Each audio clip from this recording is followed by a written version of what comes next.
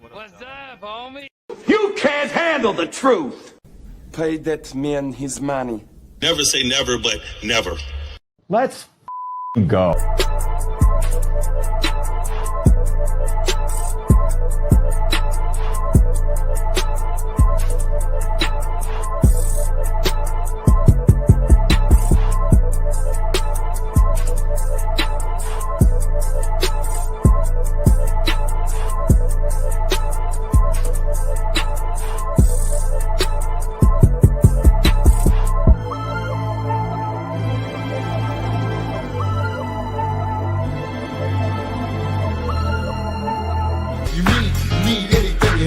Drop it off to y'all if my homies call.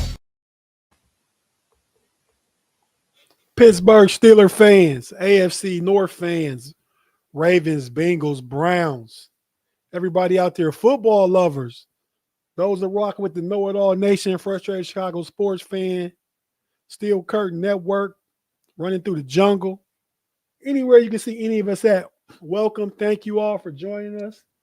Pickens, you big dummy, Afton, Jar Devil, Craig Werlow, everybody's out there already. We definitely appreciate the chat, fam. We thank you for joining us. It's Homies Friday night. Right now, it's just two of us. The homie B Dirt, it's his birthday. Happy birthday, B Dirt. Know you celebrating somewhere out there in them streets somewhere. But you are connected. You are said you're going to be keeping track of the picks when we make them. And you sent your own. I can't read that chicken scratch on the piece of paper that you put a picture. I'm glad you brought that up. We got to do something better than that, man. we got to do something better than that. We too far along in the game. I think this is our fourth season. We've got access to spreadsheets and all this other stuff. We can make this look a lot cleaner, man. We can do better than that. Because the same thing you said, I was struggling reading it too. I'm like, what is this? I can't believe he does this every week. Every week he does it. Yeah, that's how he sends his stuff. Old school B Dirt. For fitting it's your birthday, you're a year older, and your processes haven't changed. You know? Mm-mm. Shout out. Hey, but you know what, man? Shout out Afton. She said, what's up to us, Pay? So the chat general. But B Dirt, all you gotta do, man, is take your phone, and I'm even sure even Android do it. Speak the text, just speak that in. I picked this, I picked that, I picked this. Boom. Clean, simple, easy. But yeah, we'll talk about that another time. Pay, what's up with you, man? What's up with you, fam? I can't call it, man. It's just another Friday. I'm happy I've got done with work early. Well, not early, but on time before the show. So I'm not divided attention this week. So I'm happy about that. Maybe it's in honor of B Dirt's birthday. Maybe so. Maybe you got off so you could celebrate with B Dirt. However we celebrate. I mean, you know, but he probably don't be bothered with the fellas. He's hanging out with the wife. I mean, it's his first birthday with a wife. That's true. Yeah. Yeah. So who knows? He might get lucky tonight. Fingers crossed. Shout out, Jess. But yeah, man. Oh, we got the first super chat in the building from you know who, Pay. The homie Claude Bishop, Mr. Matrix. What's he say? Hey, Pay. Fumble in all caps. Is he referencing one King Henry, perhaps? Perhaps. I don't think there was a fumble in that game last night. If it was, I fell asleep. I slept through it because that game sucked. But no, but it actually turned into a good game. If the stupid it was a good ending. But it was a close game. Yeah, well, that's what I said. It turned into a good game. It was a bad game, and I picked, and it could. Well, I can't change now. We didn't pick it on here, but for the know-it-alls, I picked Arizona, so I was really rooting for. But I didn't play Marvin Harrison or Kyler Murray in fantasy. I was like, I'm not trusting those guys against Seattle. I think I did all right. They scored combined 41 points, but I think I could do better. But that's not bad, though. They both overachieved their projections. At one point, I looked, Kyler Murray had 0.5 points almost going into halftime. Yeah. He had, I think, 100 yards of total offense. I had him in one of my parlays. I had him in my parlay last night. I had him over 199 and a half passing yards. He didn't get to 200 to the last passing play of the game. Right. It was rough. That touchdown, right? Yeah. No, touchdown pass. He got like 201, didn't he? 201 and 2 tubs. Just barely scratched it. Just barely scratched it. Yeah. But no, okay, I watched it. I mean, it turned into a game. I'm much more interested in baseball right now. Well, you know, your team has clinched already. They're in the playoffs. Thanks for this $2, Claude. We definitely appreciate you, man. Thanks for being with us. But you know, the Pirates, a lot of Pirates fans in here put a damper on us by beating us. You know, and we're gonna get into football real quick here. This is just our opening, though. You know, the Reds are below 500 against below 500 teams and over 500 against over 500 teams. What kind of split is that, man? It's a crazy split. Sounds pretty mediocre. If I didn't know any better, I would ask, what's the Reds' overall record? Is it close to 500? It's close. They're like 3 games over. Yeah, it's close. Sounds about right. But it sounds like to me, if they win the games they're supposed to win, it could be way over 500. Yeah, your record, you are correct. Your record will be a lot better if you won more games. You are right, Tate. The team just posed one, but it shows me we're good enough to beat anybody though, because we have a over 500 record against over 500 teams. Is that we won the season series against the Cubs, the Mets? So we got all the tiebreakers. Against the Dodgers, the Mets are a 500 team too, though. Yeah, but they're above 500 and they're fighting for the playoffs. Barely. We beat the Dodgers. Now the Brewers have our number. I can't say we have. That's where we're at tonight. Matter of fact, I think it's just starting. Let me change to that because I think the Dodgers have lost the season series to everyone outside of their division. Okay, a season series. We talking about because are you saying like a series like where they played the Giants 3 games? They lost the series to the Giants. I'm talking about the season series. All the games. Exactly what I said. The season series. I believe they lost the season series to everyone not outside their division. Oh, really? So the Cubs got it this year too? Belt to ass.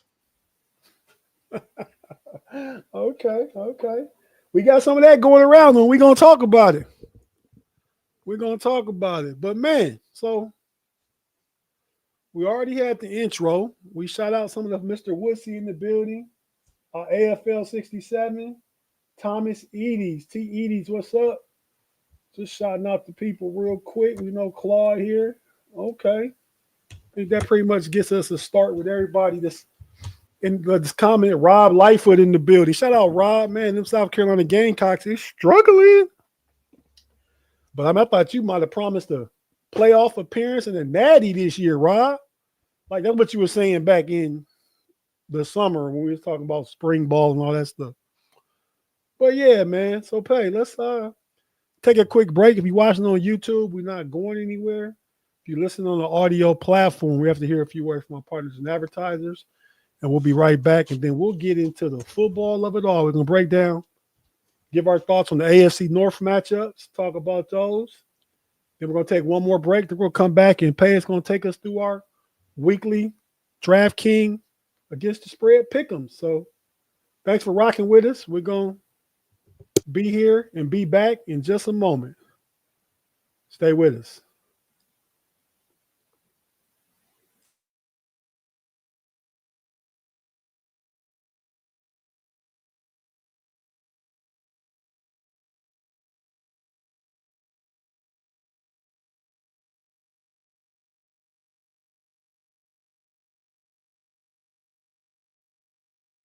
And we're back on the Homies Friday night. It's your homie Tate, the homie Pay in the building. Pay, pick the matchup you want to talk about first. I think that's easy. The first matchup of the week, pseudo matchup of the week, the one everybody gonna wake up early to watch. Dublin, Ireland. We talking about the Steelers versus the Vikings. Mm-hmm. Like you said, in Dublin, Ireland. Here we are. Here we go. The teams have arrived. They're over there already. I believe they both got there yesterday, the Steelers and the Vikings. You checked out Pump Your Brakes earlier this week. We had Pay's homie from the NFC North, Dave I don't know that fool. Stefano from First and Skull, Minnesota Vikings FFSN podcast. Check it out. Even if you don't like the Vikings, go subscribe to the channel. Check it out. But yeah, man. So Pay, excuse me. I'm gonna go ahead and let you lead the discussion about this game because I feel like you may have some thoughts on the Vikings since you talk about them in that division on you guys' channel and networks. And I got the answers for the Steelers, man. So go ahead and let's see what you're talking about. I think there are a few keys to the game as it relates to the Vikings if they desire to come out of this game 3-1. Even and have a winning record without their opening day starting quarterback. First thing they need to do is continue to take away frenzy.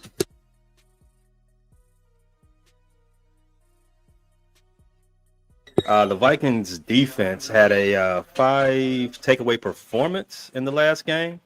Isaiah Rodgers, if you paid attention to that, he had one of the greatest individual defensive performances of all time. He had 2 takeaways, 2 defensive touchdowns. They want to continue that against Aaron Rodgers, a team that they're very familiar with. They want to also continue that pressure to put up on Aaron Rodgers. He's only faced pressure, I think, 16% of the time this season. The Steelers, rather. They're doing a very good job of protecting him in that way. But the Vikings pass rush, they produced a 4-sack outing, against the Bengals, with Andrew Van Ginkel getting 2 of those. He is a very dangerous roaming linebacker. I cannot stand Van Ginkel. He is a terror. Also, they want to limit Pittsburgh's pass catchers. They definitely just got to find a way to rein in DK Metcalf, keep him under control. Other things they need to do, they need to exploit the Steelers' tight end inefficiency. Pittsburgh's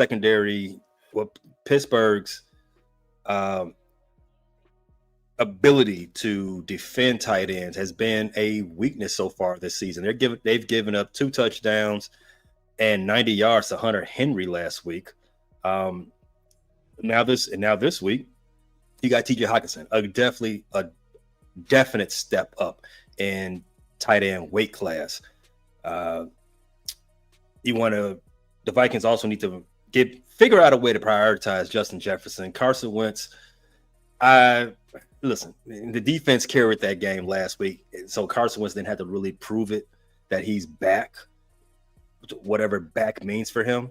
So if they're going to go, if KOC is the quarterback whisperer that he is, and I'm not saying that he is, and I think he is bona fide. I think his track record is above reproach. But if he's going to prove that with Wentz, you got to get Justin Jefferson involved. He's been quiet so far this season as it relates to Justin Jefferson standards. My fantasy team would appreciate it. And lastly, the Vikings' best running back has been their running back 2 so far this season. They opened up with Aaron Jones as their running back 1 and Jordan Mason as RB2. Jordan Mason's been the best one. Aaron Jones is on the IR right now, so Jordan Mason can continue his hot streak to start the season. He scored twice last week, had 116 yards, 7.3 yards per carry. Steelers defense has held opposing running backs to 2.5 yards per attempt so far this season. So that, to me, is the key matchup leading to this game. Tate, do you see it another way as the keys for the Steelers? Well, a lot of the stuff you said is accurate. I don't know about. I'm sorry. Rotary. The milkman's calling. Yeah, man. I don't know about this percent. Pittsburgh didn't give up a sack last week, but they gave up 7 sacks in the first 2 games against the Jets and the Seahawks. But so the protection of Aaron Rodgers had been great, got better last week. But I think last week we're getting the ball out quicker. Minnesota got 5 turnovers last week. The Steelers got 5 turnovers last week in their game. That's why they won the game, which is why I think Minnesota won the game also. The Steelers' third down efficiency on offense has not been really good, but Minnesota, I believe, is position worse. Steelers like 28, Minnesota's like 29. They're really third down inefficient too. You know, I think you saw them play, your team play the Bears the first game of the year, and the Vikings didn't even show up at all until the fourth quarter. So, I mean, the Vikings don't – having Dave on the show the other day, man, he made me think the Vikings about to beat the slop out of us, man. Listen to how Dave was talking about it and stuff like that. But I've since reevaluated, reconsidered, and got my own thoughts, not just listened to the discussion between Dave, G, and Shannon. I think Aaron Rodgers played Brian Flores last year in London, Jets versus the Vikings. The Vikings won that game. It was a one-possession game. Aaron Rodgers figured the Flores defense out in the second and third quarter. They put some points on the board. I don't remember the exact score of the game. But Brian Flores is a great defensive coordinator, right? I mean, much respect for Brian Flores. Really like him. Like his aggression and defensive play calling and stuff like that. But as far as the Steelers offense against the defense, Minnesota's defense, the Steelers have to be committed to the run. I'd like to see them this week get some more man-on-man blocking, some, put hats on hats, kind of not scrap it, but kind of call some different variations of plays. Like not, excuse me, everything just can't be the zone scheme that Arthur Smith is used to running, because we see some traps and some pulling guards and pulling tackles and stuff like that, because the Steelers line aren't big offensive maulers, but they are athletic guys. So it's critical we get the run game going. I said Wednesday night when we talked about this on Pump Your Brakes with G, Shannon, and Dave, I said that the Steelers need to get between 80 and 100 yards rushing to try and establish a run game, help keep the defense off the field. Carson Wentz doesn't scare me.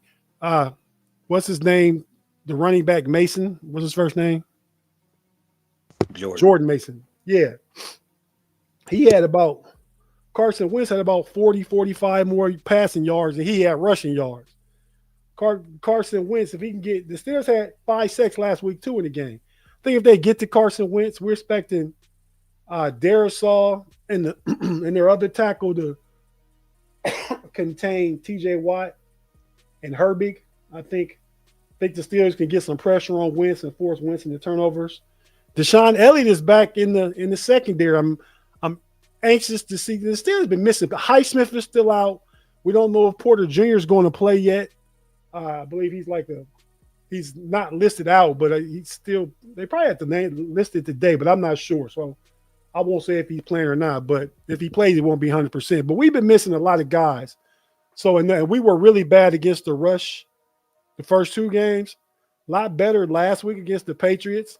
Those numbers are kind of like the hidden numbers is Drake May had a couple of runs where he kind of, broke containment and got out and got some extra yards that makes it statistically it looks worse than what it actually was. But they caused 3 fumbles from running backs, the Steelers did. So I think they're playing better defensively, getting more games under our belt. We're going to see more continuity, more better communication and stuff like that. The tight ends, I think they'll use the tight ends. I think Minnesota, their linebackers, Pace and whoever the other guys are, they're not really good cover linebackers. I think you see a lot more tight end involvement, a lot more action over the middle of the field from the Steelers. And try and match them up one-on-one with either Jonnu Smith or Freiermuth or even Jaylen Warren out the backfield. So I look for a competitive game. I think the Steelers aren't afraid to man up Justin Jefferson. They may shade help that way, but they don't typically run help that way. But we'll see what that looks like, because you do have to stop Justin Jefferson. The tight end play last week, one of the touchdowns was a total breakdown of miscommunication. It was Peyton Wilson's fault, because at the end of the play, Patrick Queen was like, "What are you doing?" And Peyton Wilson kind of shrugged his shoulders like, "My bad." And so that was one of Hunter Henry's touchdowns. But he did have some numbers last week, but I know you weren't watching that game, and I was watching that game. So what I saw, I really know how it went down. So it's not like it looks like when you're just reading off the statistics. But yeah, I expect an interesting game. I think they have the better defensive coordinator, the Vikings. Play call, I don't know who their offensive coordinator is, but they got Kevin O'Connell. But I think Arthur Smith can hold his own in what the Steelers want to do, because coordinators want to do what they want to do, right? If Arthur Smith is able to get the team to execute and perform like they want to perform, I got the Steelers and Vikings playing a competitive game. Oh, it definitely should be competitive. The line says that way, and the way I think is going to go, I agree. Yeah. Mr. Woodsey said our line is a mess. Quad Father joined us in the building. Just read some of the chats real quick because probably some Steelers stuff here. Let's see. Craig Werlow says Rodgers had a pick six in that game. He was confused, which worries me. Because I mean, he still started. That's why I said like late second, going in the third quarter, he started to develop a better understanding. And I think he'll be even more prepared. The Steelers have to protect him, first of all. They have to protect him. He can't be back there taking a whole bunch of hits and stuff like that. Big G said the other night he thinks Aaron Rodgers will see him in a lot of shotgun. I could be okay with that. And you got to run the ball. You got to run the ball and hit the middle of the field, because if Minnesota's weak anywhere in the middle of the field, and Aaron Rodgers is a cerebral quarterback, therefore when the Vikings are doing all those disguises and running up on the line of scrimmage and falling back, and Aaron Rodgers can catch him. He can catch him in those bait and switch when they're trying to move and disguise. He can catch them, and hopefully we can get a big play out of that. He can draw some penalties with his cadence and stuff like that, but we'll definitely see. So, yeah, Pay, a close game, I think, in Ireland. And when we get to the picks, I'll give that pick. And I guess you'll give your pick then. But so for now, let's go ahead and jump on over to the Cleveland Browns and the Detroit Lions. What do you say about that? Okay. Browns and Lions. Go ahead. No, you go ahead. Browns are heading into week 4 against the Detroit Lions. They are celebrating a win. They're trying to make it 2 in a row. The Browns must rely heavily on their quote unquote elite defense if they are going to do that. And they have to, I guess, shore up some of the offensive struggles they've had so far. I'm going to take the Browns' perspective to go ahead and what they need to do to win this game. First and foremost, their defensive. They need to continue, as I said. I just want to say you're probably a little more knowledgeable on the Lions' perspective than I am, since you have. That's exactly why I'm taking the Browns. I'm taking the Browns how they beat the Lions. So they're going to have to continue being excellent on defense, and they're going to have to stop the run. As you saw in that Monday night game, David Montgomery, who is their second running back, is still elite. He's a dog too. And everybody knows about Jahmyr Gibbs. He is a top 3 running back, in my opinion. They need to maintain that run defense. The Browns are the toughest team in the league to run against so far. They're holding opposing runners to 2.3 yards per carry. And if they're going to win, they are going to need to bring that same defensive intensity into Sunday. They also need to pressure Jared Goff. Goff is used to having a clean pocket as having an elite offensive line his whole time while he's been in Detroit. And I don't think he was touched at all last week. I don't think he was touched at all last week. And he's very accurate Hey, I want you to read this comment. We talked about this guy before we went live. He somehow seemed to show up here. Yeah, he said he was busy. And speaking to somebody who's busy on Friday, I respect it. Shout out to Lamar. Like I said, Jared Goff, he's incredibly accurate. I know a lot of people don't think of Goff and accuracy in the same sentence, but he is that. Myles Garrett is going to have to get in his business the same way that he was in Jordan Love's business last week. They got to contain those receivers. Amon-Ra St. Brown, Jameson Williams, Tesla, the electric receiver. That was a joke. He's electric because he's on your fantasy team. I know where the electricity comes from. He is. No, he's electric. It was a Tesla joke, you know. But he's on your fantasy football team too, though. Yeah, for now. Yeah, they need to contain those guys. The offense for the Browns, it's been dreadful. They need to improve their third down conversion rate. They went 4 out of 13 last week. Third down. That's not, you don't typically win football games where you're 4 of 13 on third down. You know, thanks to the Packers for blowing that. They need to keep Quinshon Judkins, keep the ball in his hands. He's the hot running back. He took all that time off training camp.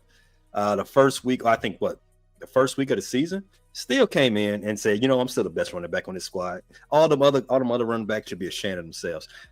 Please get David Njoku involved in this offense as well. If you're going to beat Detroit, you're going to have to get the ball to Mr. Njoku. He was the only Browns receiver last week to bring in 40 yards. You need to do more than that. 40 yards can't be your leading receiver. Joe Flacco. Can I ask you a Browns question? I just remember this from back earlier in the year. We were in the offseason, in the preseason training camp time. We did the top 40 in the division. You still got Jerry Jeudy's the top 40. I haven't heard Jerry Jeudy's name this year. Is that a product of the quarterback or is that a product of Jerry Jeudy? I ain't never put Jerry Jeudy in the top 40. You did say Jerry Jeudy in the division, in the AFC North division. I don't think I did not. We'll go back and find the Tate Pay. Yeah, you got to go back and find the Tate because I don't think Jerry Jeudy is good. I don't think he's good. I think, if I recall correctly, I said the Browns and the Bengals don't deserve to have 10 guys in the top 40, and the Ravens should have close to 15. Maybe B. Dirt said it. I don't think Jerry Jeudy's not he's not somebody you should ever be concerned with. He's, as Steve Smith said, just a guy. Last thing, Joe Flacco, he needs to improve his efficiency. He only got 142 yards versus Green Bay, and he's only averaging 4 yards per attempt in that game as well. And he's a turnover merchant. Just cut the crap. You correct these things, Browns got a shot.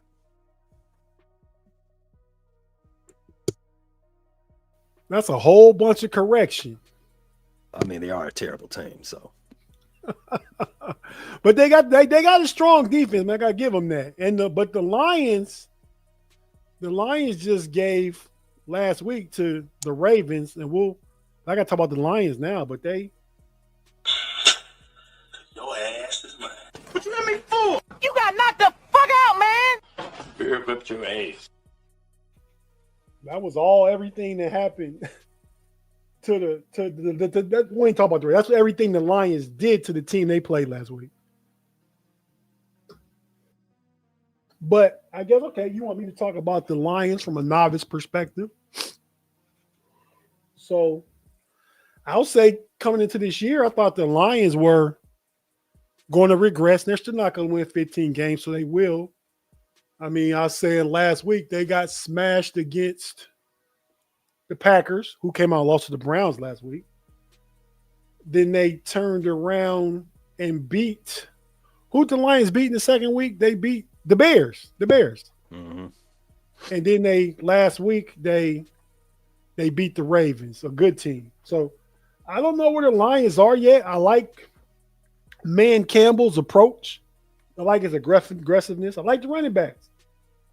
It doesn't surprise me that Jared Goff is accurate, like you said, because he's very accurate when he can play inside a clean pocket, you know.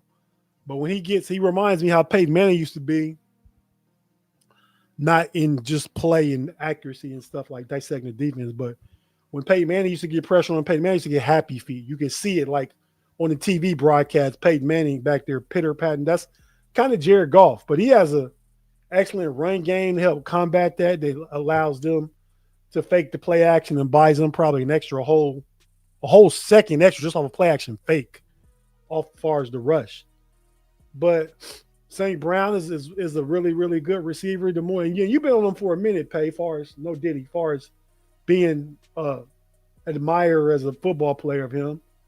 I see a lot of Hines Ward in Amon-Ra St. Brown to use the comp for Steelers people out there. He's a tough receiver over the middle, not really explosive, but he moves the chains. He gets the job done, makes incredible tough catches and combat catches. I think their offensive line's a little bit weaker, and I think the Ravens really missed Matabuke last week, far as what they gave up in the run game.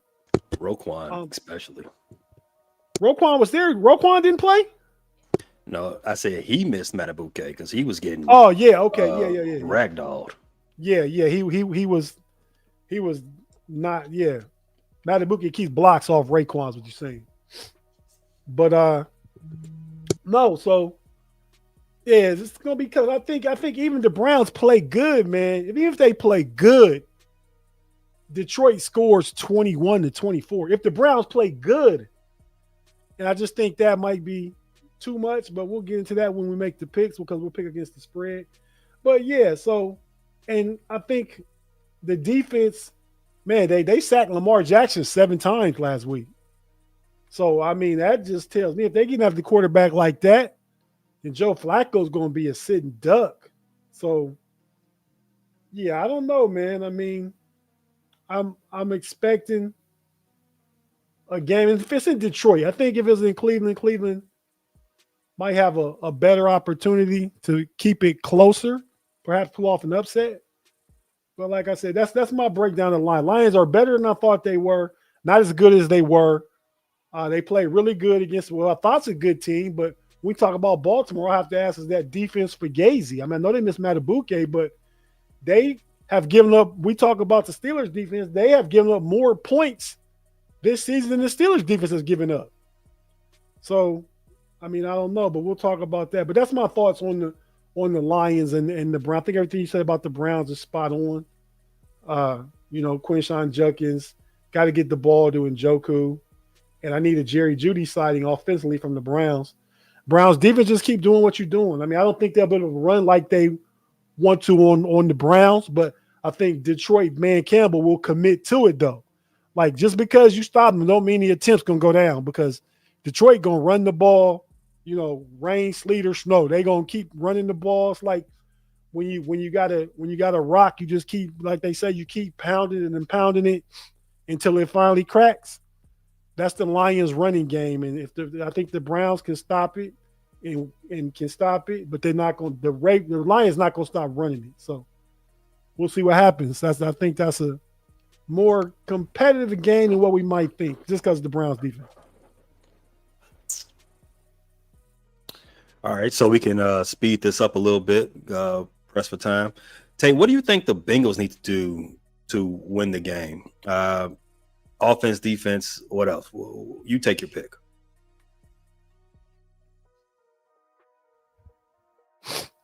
Bengals versus Broncos Monday night.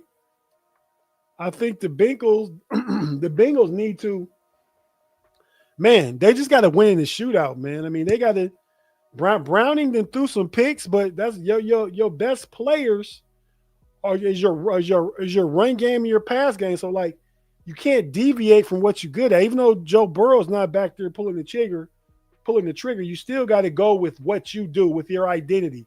You team was built around offense and stuff like that. You can't play close to the vest now because your backup is in there, because your defense is not that strong. You just gonna die by 1,000 cuts by trying to play a slow game.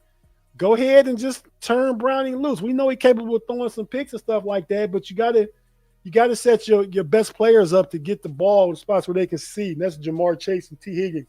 So I think the Bengals just got to try and make the game a shootout, even against a tough Bronco defense. I like that. That's I mean, it's gonna be a work in progress with having quarterback 2 in the game. Well, for the foreseeable future.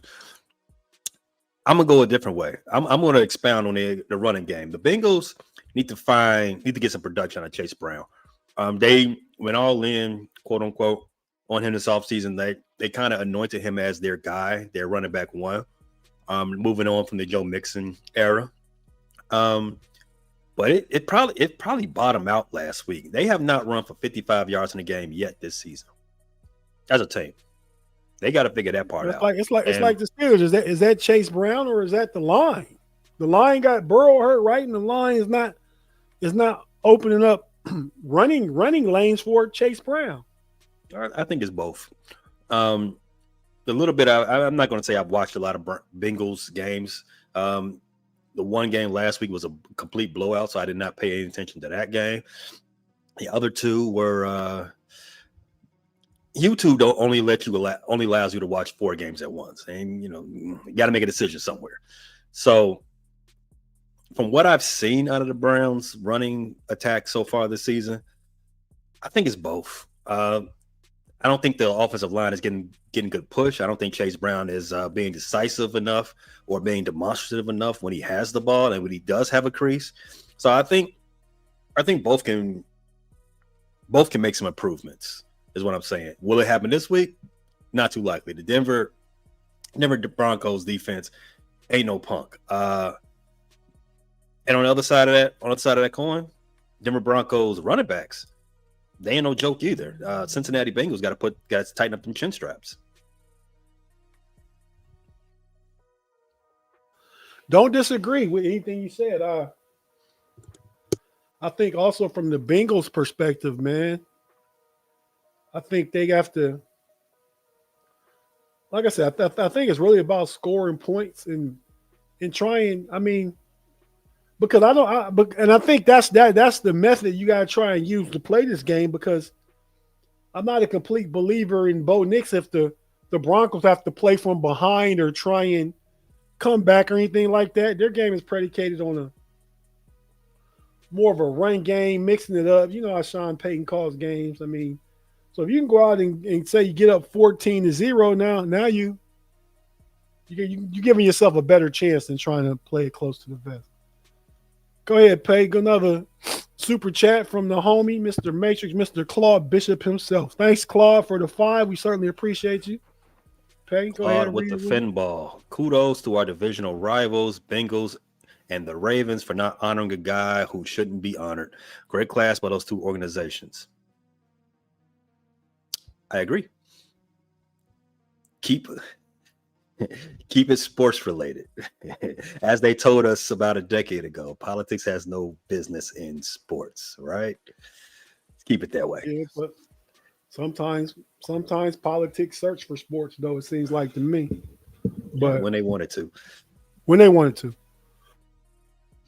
All right, man. Our last brought him up. Yep. Our last game, Claude brought him up. Those Ravens. Tate, before we start making our picks, what you thought would be the game of the week may not be.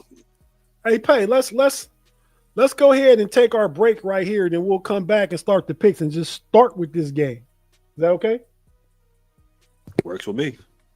All right, so if you're watching on YouTube, again, we're not going anywhere. We're just going to take a quick pause for the calls and come back and talk about this Ravens-Chiefs game, and then go ahead and make our picks for all the games this week.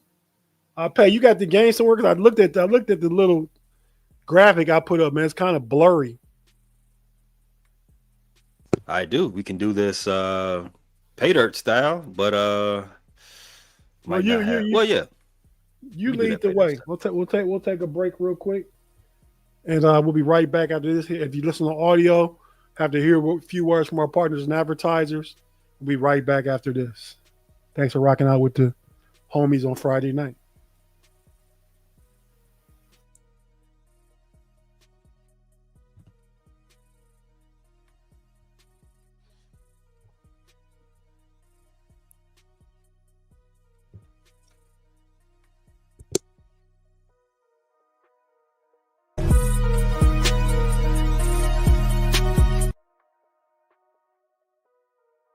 Let's get them algorithms up. Anybody out there that haven't hit the subscribe, go ahead and do that, please. We certainly appreciate it.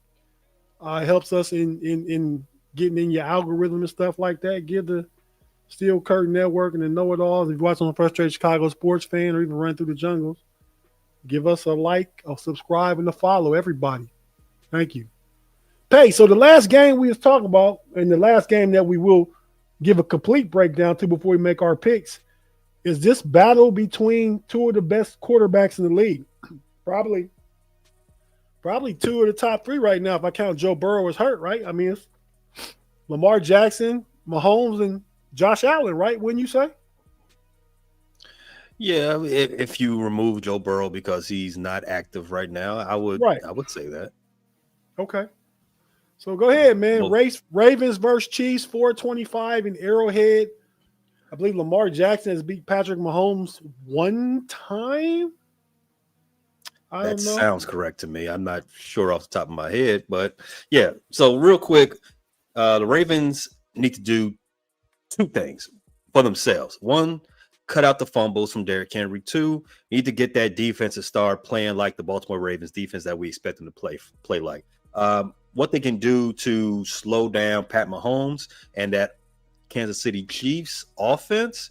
They are expected to get Xavier Worthy back this week, but they got to continue to make the Chiefs offense look the way it has been looking all 2025. They want to keep Mahomes unsettled, make him take check downs instead of, and try to bait him into throwing into dangerous territory 20 yards down the field, and be aggressive when necessary. They need to get to the quarterback and need to make turnovers when they present themselves. Other than that, it should be a pretty good game between two teams that you expect to play in the playoffs at some point in this season. I'm not too sure of the X factor. I do think it was it was a bit of a misnomer, a bit of an outlier that Lamar Jackson took 7 sacks in that last game against Detroit. I don't see anything like that happening, especially since 4 of them were clearly on Lamar. I think they're going to shore that up. But what they can do, stop turning the ball over, Mr. Henry, and get that defense to be the defense that they're supposed to be. That sounds like a same remedy, whatever, however they taking that. By spoon, by capsule, by injection, however they taking it. Steelers need the same dose of that, whatever makes that defense better. But I digress.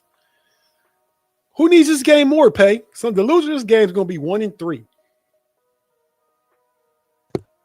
Interesting question.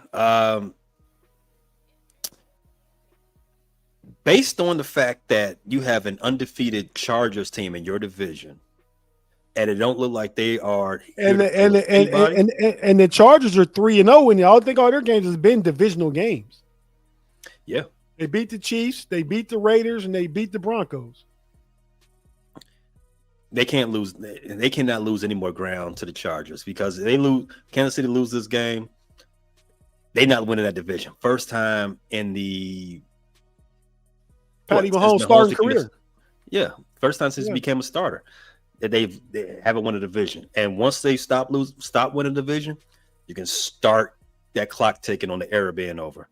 So because he's basically played most of his playoff games. He has a great record, but he's probably played 90% of them at home. Mm-hmm. Last year was it last year or no? It wasn't. They had to go to Buffalo in the second round, I think, last year. Yeah, but the year before, you're right. Yeah, last year was the first time they didn't have home field advantage throughout most of the playoffs. So, yeah, they're gonna have to if they like that, if they like being being on the road in the playoffs, it's gonna happen again. You lose this game. Baltimore has a little bit more leeway. Yeah, I think because of division, because the Browns, so they show otherwise are the Browns. Especially if they lose this weekend, they fall back to 1-3. Cincinnati, I'm not expecting them to get better. I think they could be on a 3-game losing streak by the time this is over. They lost last week to Minnesota. They have the Broncos in Denver. And then next week they play somebody. I think they play the Lions next week. So they got it tough too. So, yeah, I think definitely Kansas City needs it more. I think Baltimore can be 1-3 and rebound. But as far as my keys to this game, I think and we're going to go ahead and pick this game, right? We're going to start with this one. Mm-hmm. So my keys to the game, and I'll ask you what the line is. My keys to this game are, like you said, Derrick Henry can't turn it over. I think, but you need to give Derrick Henry carries. Right? I think he needs his touches because I think he has something to prove. I think he's mad, and the mad Derrick Henry, I think, can get some positive yards against the Kansas City defense, even though Kansas City defense has been playing well. But the Ravens just have too much. I believe Isaiah Likely will be back. He's playing his first game. Mark Andrews looked good. D-Hop was let go last offseason by the Chiefs. He was part of that Super Bowl team, losing team last year. So maybe they get him more involved. Yeah. So I think, even though I think the Chiefs need it more, I think the Ravens get it. But tell me the spread first, Pay, and I'll make the first pick on this game. If you see at the bottom of your screen, Tate, we are sharing the DraftKings board. If you want to go ahead and click that on. That's pretty bad. But in any case, the spread, the line on this game is Baltimore 2.5-point faves going into Kansas City, total 48.5. You want to start? Yeah. Baltimore. So Chiefs, this got to be the first time in a long time the Chiefs are a home dog, man. Has to be. But I think it's deservingly so. I mean, typically the home team is given 3. At least the home team's given 1.5. So Vegas, to me, sees this like they expect the Ravens to come out there with a win, and I do too. I think they cover the 2.5 because I think they win by more than the field goal. I think Lamar Jackson, even though it hasn't been his fault, I think he plays a really, really big game. I like cornrow free Lamar. I think he's going to be the difference maker. I think he makes more plays than Mahomes this game. Give me the Ravens. I also have the Ravens. I think the Ravens win 27-23. They obviously cover that 2.5. Tate, let's keep it in division. Let's go right on back to the first game of the weekend. Minnesota, also a 2.5-point fave in Dublin against the Pittsburgh Steelers. Two of Ireland's favorite teams, total 40.5. I will start this one off. I have the Steelers winning by 3, 24-21. Win out and an outright cover. How do you got it? That's really close to what I said Wednesday night, and I'm going to stick with it, man. I think it's going to be and that's barely getting the over. Yeah, I think, but our scores are 1 point off, man. I got the Steelers winning late on a Boswell Fields goal, 23-20. I like it. All right. You want to do the Bengals game? Well, let's do the Cleveland Browns game. Cleveland, big underdog on the road, 10 points right now on DraftKings, total 44.5. Who do you have? What's Cleveland getting? You said big underdog. What's the spread? 10 points. Cleveland's getting 10 points. Last time, see, some of these teams just been messing me up, man. Cleveland's one of them.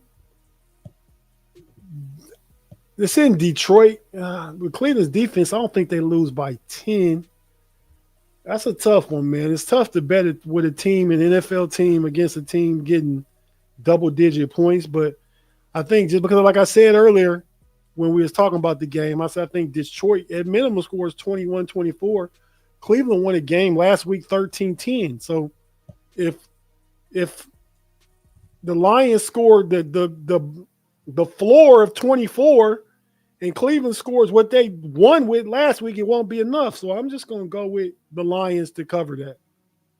Oh, it sounded like you was going to Cleveland, which would a heady play, but I'm agreeing with you.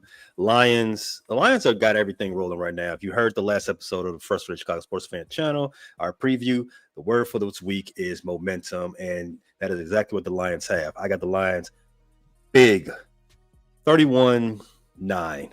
Last game of the division, we have the matinee of the late window. Baltimore, 2.5-point faves. Kansas. No, we picked this already, right? All right. So the last game is the Bengals game. Sorry. Bengals Broncos, yeah. Right. Bengals Broncos. Let me find that real fast on the chart. It's the last game. It's Monday night. Bengals are 7.5-point dog going to see Denver. Total 44.5. I will pick this one first. I have the Broncos taking care of this at home. They get to 2-2. I got the Broncos, even though I do not. I think the Bengals defense is going to make Bo Nix look good. I got Broncos 28-10, 28-13, somewhere in there. Covering easily is where I'm coming with that one for. Tate, how do you have it? Man, 7 points. The Broncos are 1-2. They lost. They lost to the Chargers by 3, and they lost to the Colts by a field goal. So all their games have been close. I think the Broncos win, but I think the Bengals keep it within 7, man. I mean, wow. I mean, even last night, the terribles they played, the Cardinals, I mean, it's just a Monday night game. They got a lot to play for. They don't want to look bad on Monday night. So they lose, but it's a close game. I say the score is probably 27-23. Not a touchdown though. Okay. I'm not They're mad not winning. at that. They're not winning by more than 7. If it's 6.5, maybe. Okay. So our first non-divisional game. That's the first game we disagreed upon. Yep, we're going back to the top. That's the first game we disagreed on. So back to the top. Chargers, Giants. Chargers are taking a 6-point edge to the Big Apple. Total 43.5. I have this game going to the LA Chargers. I'm going to call them LA. I'm going to give them their respect. The Chargers are going to win by 10. Jackson Dart's first game. You do have that unfamiliarity that you get sometimes with a quarterback who's fresh. Defense don't have much tape on them to scout, so they are able to get away with some things. But I like the discipline from this Chargers defense so far, and I definitely like the physicality. Other than the Giants having the quote unquote advantage in the drop of a new quarterback, they're not a very good team. Outside of that, they're not going to be able to score much more than the 17 I'm spotting them. Like I said, Chargers 27-17.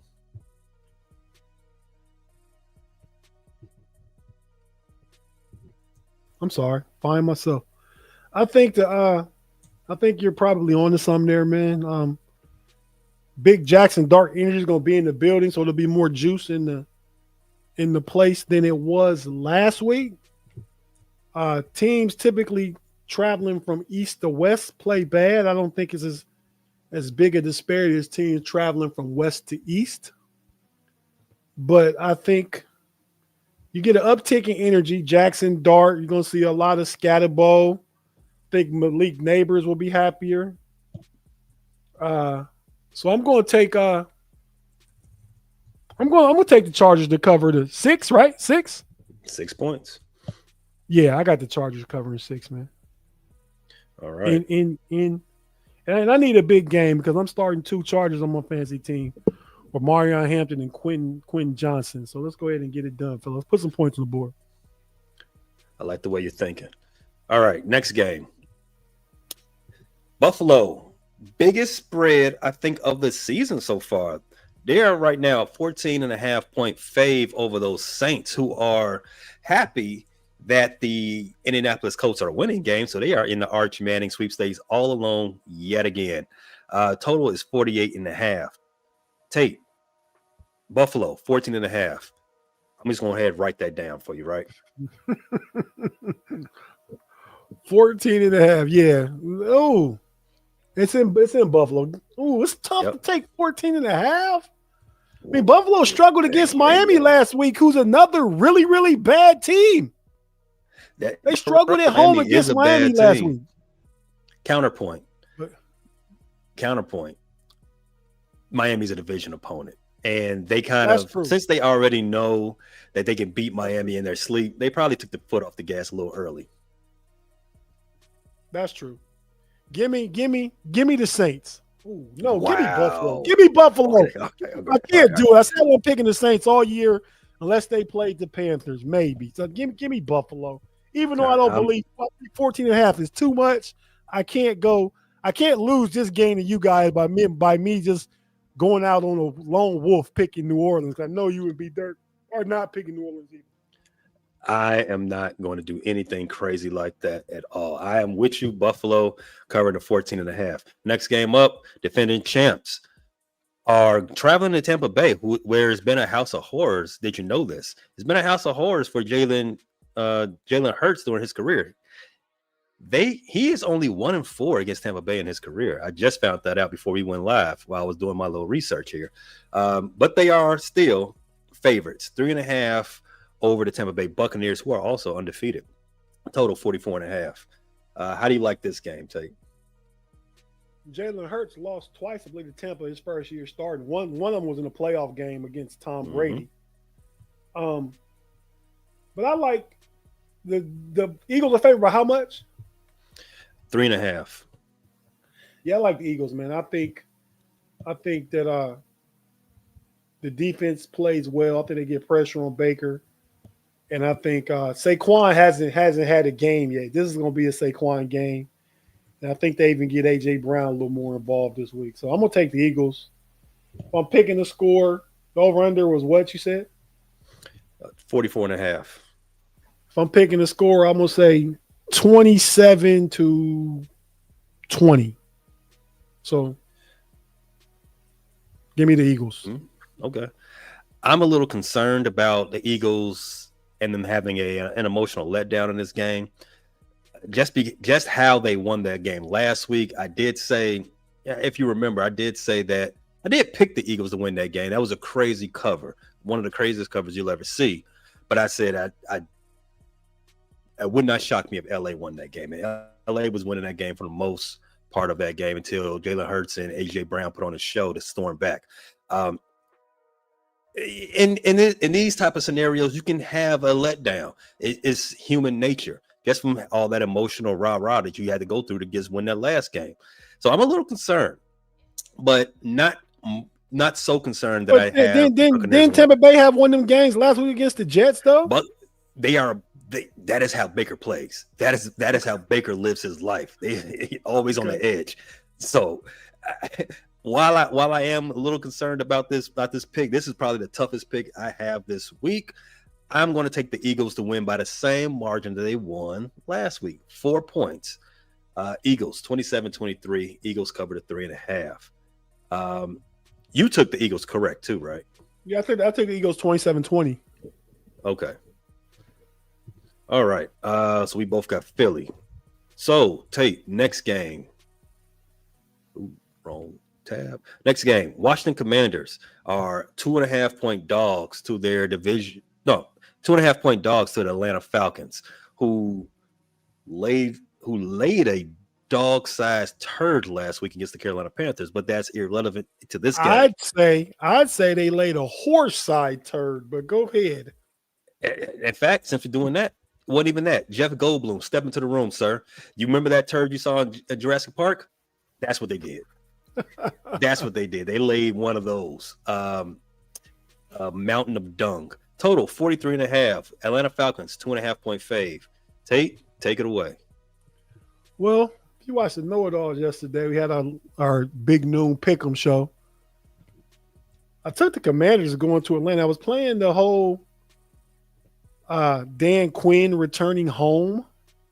He took the Falcons to a Super Bowl, and they unceremoniously got rid of him after he took them to the Super Bowl. They hadn't been since Dan Reeves. Probably Hall of Fame coach Dan Reeves took him to the Super Bowl back in when they lost to John Elway, it had to be like what 99 ish, something like that. But yeah, I'm gonna switch it up. I took them, but today it came out that Jaden Daniels is not playing, and neither is Terry McLaurin. So with new information comes new options. I'm not trying to change my know-it-all pick. No, this is, but this time, the line completely switched. So I mean, it's fair. So what's the line again? Is right what was now. It yesterday?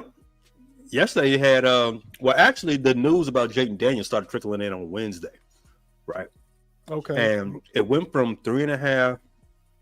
Commanders up 3.5, to 1.5, and 1.5 yesterday, and now, as you see, they are 2.5-point dogs. Yeah, but on the know-it-all, we just picking winners. So, but yeah, I'm going to. So now the Commanders are 2.5 dogs. Oh, that makes it interesting. I think Marcus Mariota is coming back home too. So can Quinn and Mariota come back? But no Terry McLaurin. Yeah, Atlanta laid that big Jurassic Park last week, so I'm gonna go with Atlanta to go ahead and win by more than a field goal. They got to show up. It's at home. Give me Atlanta. Yeah, even though I was cursing out Michael Penix all game last week, because that's unfortunately that is one of the games I had on my TV, one in the 4 box, and he was terrible. You had the Carolina Panthers on? Yeah, I was watching for fantasy reasons, and Michael Penix was just god awful. So I'm going against my better judgment, taking the Atlanta Falcons in this game. I kind of think their defense will have a better showing because Michael Penix can't put them in bad positions 2 weeks in a row, right? Against Marcus Mastacholi and without Scary Terry, it can't happen twice. But if it does happen twice, it's my fault for believing in them. So, yeah, we both agree Atlanta 2.5. Our next game on the weekend, Tennessee, 7-point dogs going to Houston. Has Houston won a game yet? Don't think so, right? I think they're winless. Excuse me. This is the lowest total of the week so far. Over-under is 39.5. Houston's got to get off. I'm going to just be quick with this one. Houston, 7-point fave. I'm not too confident they can cover 7 points. I think that's a little rich for a team that's winless. However, Tennessee is bad. I got Houston winning 14-3. Barely. How do you have that one? Houston's coming out to play, and they're similar to Houston Oilers throwbacks against the Titans. They're kind of like saying, we don't respect our history. We don't respect you guys. In our division this year, they got like some nice baby blue uniforms, still Texans stuff. Like they couldn't bring out the old Oilers. I think that probably belongs to the Titans, but they got the colors. They went to the light blue this week. The lighter blue anyway. But yeah, man, I got the Texans getting off the snide, man. They should win this game going away, I think, man. And because somebody commented that Tennessee is trash, I'm picking Tennessee. Ooh. I mean, that's not a heady play. Because I think this game can go either way too, especially because that line is disrespectful. They both haven't shown much to have a line that crazy. Carolina, but we talking. It comes down to that Ravens. game. That game, real quick, comes down to Cam Ward versus C.J. Stroud, though. Vegas is more confident than C.J. Stroud. Yeah, definitely. And you kind of been. I don't want to say like hot, but you've been giving the Titans way more credit than I think they deserve all year. But you kind of defecate on the Saints. Yeah, you said when they went to go play the Rams, you said it was going to be the Titans not as bad as you guys think and all that stuff. I said the defense is not as bad. The defense is good, actually. Defense is legit. Well, let me not use that word. The defense is decent. Their offense don't put them in the winning position, but their defense is is respectable. I think that's where I was going with that one. But they are a trash team. Carolina traveling to see New England. They are 5.5-point dogs, total 42.5. I don't like this pick.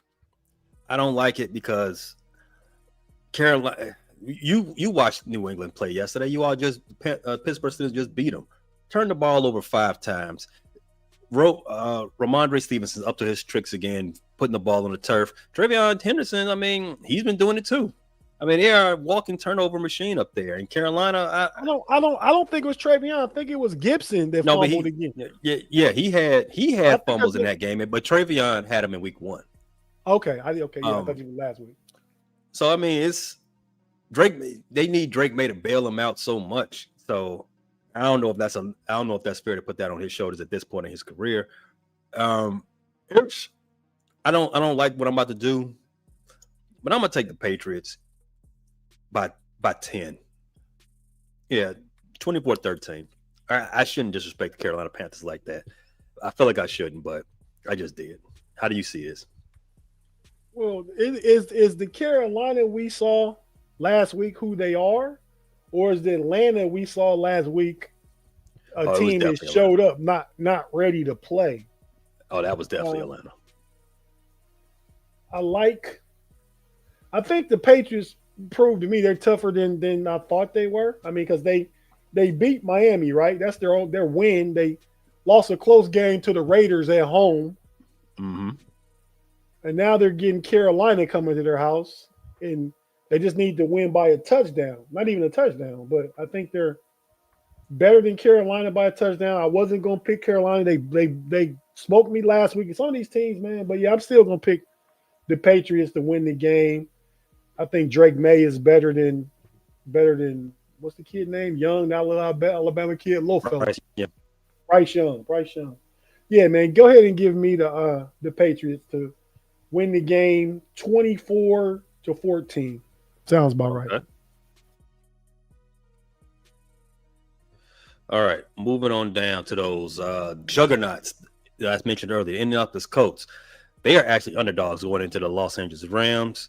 Total 49.5. Ooh, I actually like to watch this game. Tay, you kick it off. How do you see this one going? Does Danny Dimes revert back to a pumpkin? I don't know if I think he's better than a pumpkin. I think the offensive system is one that's conducive for him. I don't think he's that Danny Dimes. We seen him punt one time. I keep in mind they played the Miami Dolphins. They won a game against the Denver Broncos where they got a reprieve and they got a re-kick, right? They got a penalty, moved in 15 yards, got to kick it, and then they won 3 losing teams. Mm-hmm. The Broncos, Miami. Who they play that second game? They beat the Broncos. They beat Miami. I know Miami is week 1. Right. I don't know. I have to look that up. Yeah, well, they played weak teams. The Rams, not a weak team. Rams probably should have beat the defending champs last week. And it has the Rams favored by how much? 3.5. 3.5. Oh, yeah. Give me the Rams at home all day. The Colts come back down there. And you know my homie, man. You know him from the Best Damn Sports Group. Little Kenny Long. Mm-hmm. He all out here in these street heights about the Colts, man. I wanted to tell him, like, man, y'all really ain't beat nobody, man. He run around bumping his chest with one of the 5 undefeated teams and all that. So yeah, they go down, man. Shout out to the boy Kenny Long. He a funny guy. Jacksonville. This is another tough game. Jacksonville flies out to the Bay. Long flights. From Duval County over there to the San Francisco Bay. They are coming in as a 3.5-point dog, total 46.5. I'm reading B's picks right there. I don't want to do that. I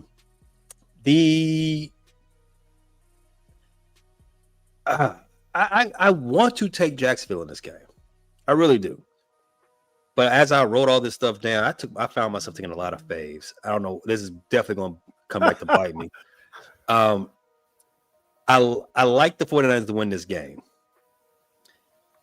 But I can definitely see that this game is going to be a lot closer to 3.5. So I'm gonna flip the coin, right? Do I have a quarter around here?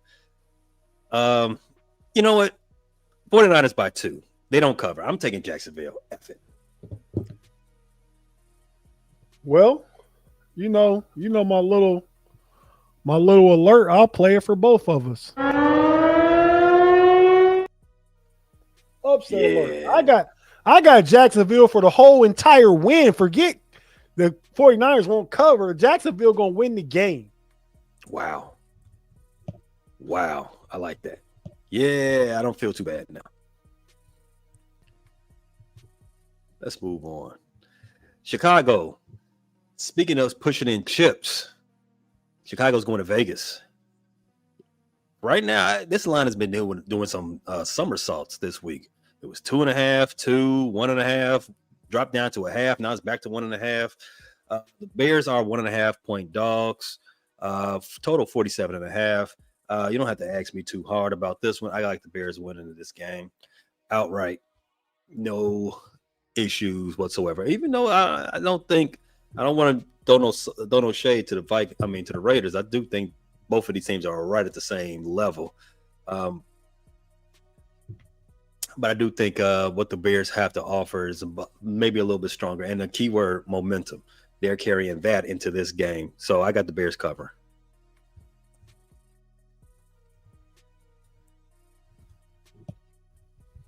The Bears are 1.5 point dogs. Yes, they are. So basically, me 1.5 point dog. The covers, you got them winning, like you said. That's correct. The Bears have bit me in the proverbial butt all 3 games this season. Welcome to the club. Picked them twice to win. Picked them to lose against Dallas. And I think, I don't want to call it fool's gold, but I think last week against Dallas, the Bears look good. They look like, like the team I fought. But I also remember the week before that, the opponent they played let Russell Wilson throw for damn near 400 and some yards and a whole bunch of tubs. And then I saw what Russ did last week against the Kansas City defense. He got his ass set on the bench now to a rookie. So I don't know which Bears team is real. Like, part of me wants to say how they showed up last week that Dallas is bad, because when I picked them every other time, they lost. And I picked them to lose last week and they won. But I think it's more because Dallas is bad and the Bears being good. But they're both 1-2. And I gotta go with the Raiders at home to cover, man. I think the Raiders win by close game. So I say to cover.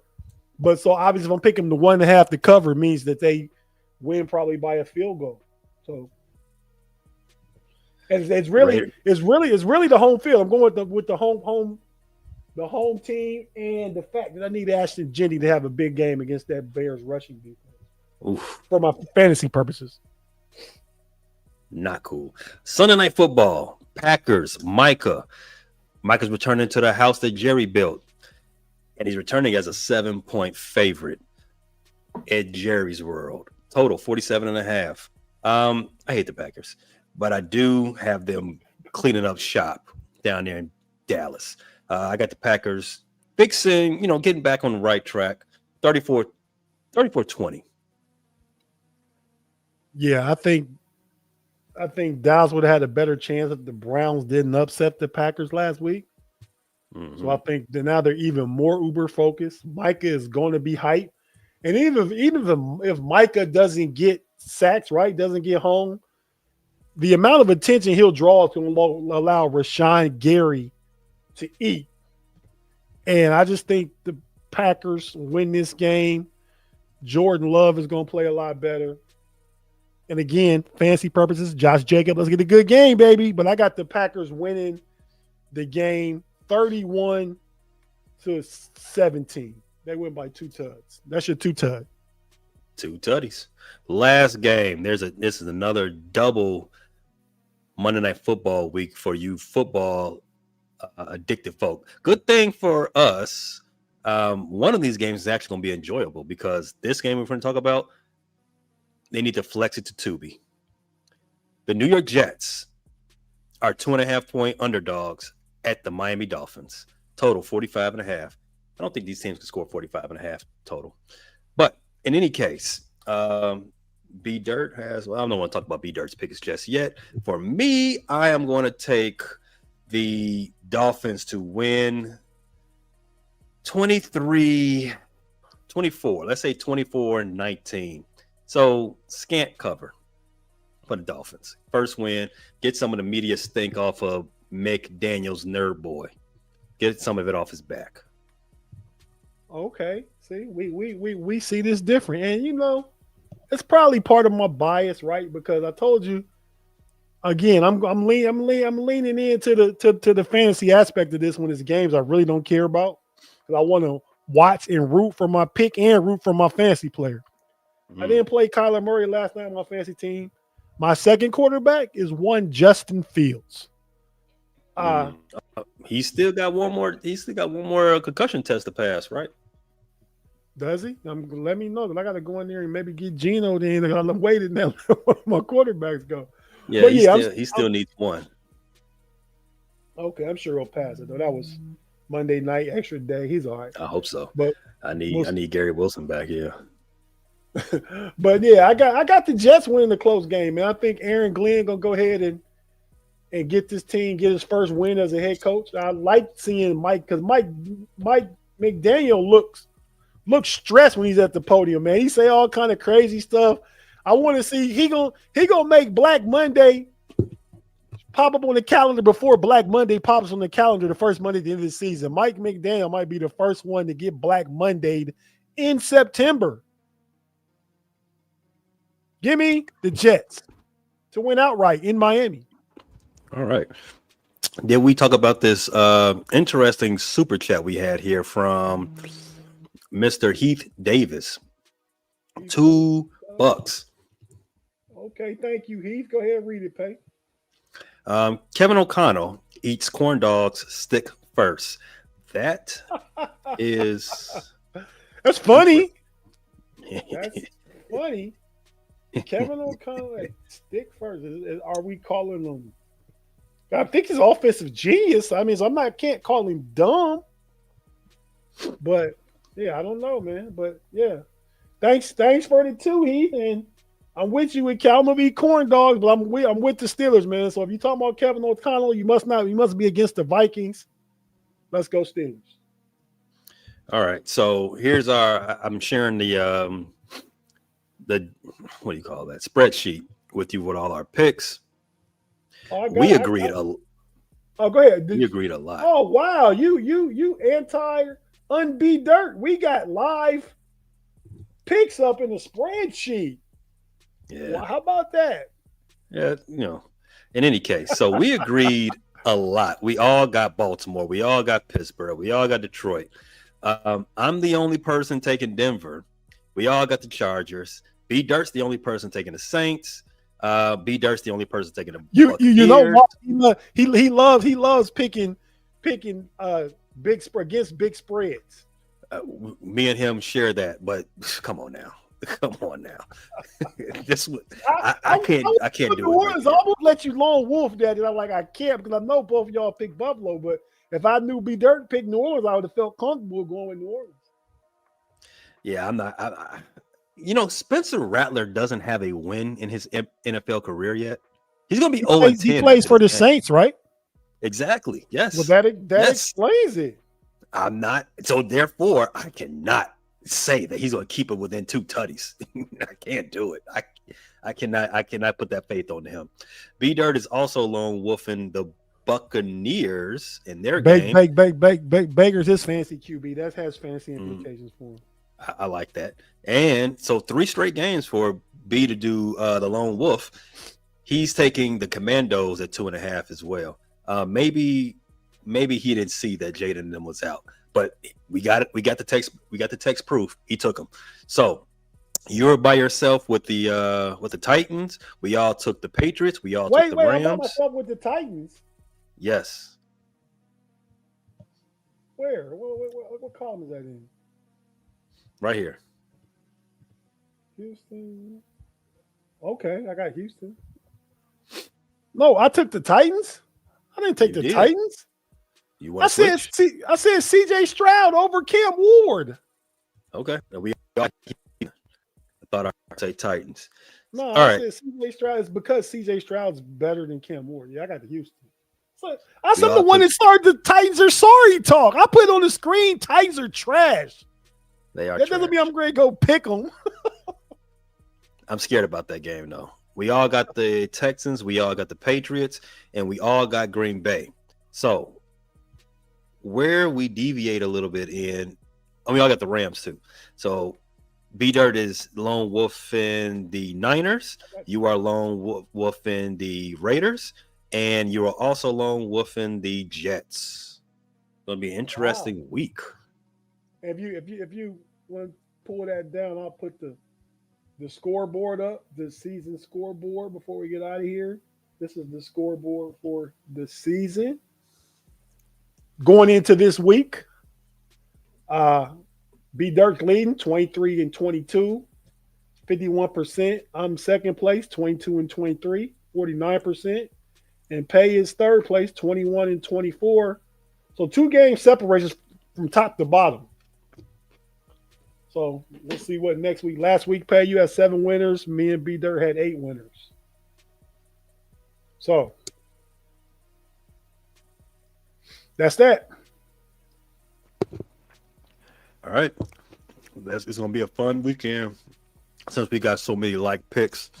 So those ones where we scamp, they're gonna be big. No Diddy. Definitely no Diddy. It's gonna be some good college football tomorrow too. Just update. The Mets are down 6-2 in the top of the 8th with 2 outs. I need them to lose for the Reds purposes. The Reds are tied 1-1 with the Brewers in the 5th. So I'm about to scoreboard watch and baseball watch and turn to the WNBA. That's what I'm about to do for the rest of the evening. Hey, Yes, how about you? I got the WNBA on in my background right now.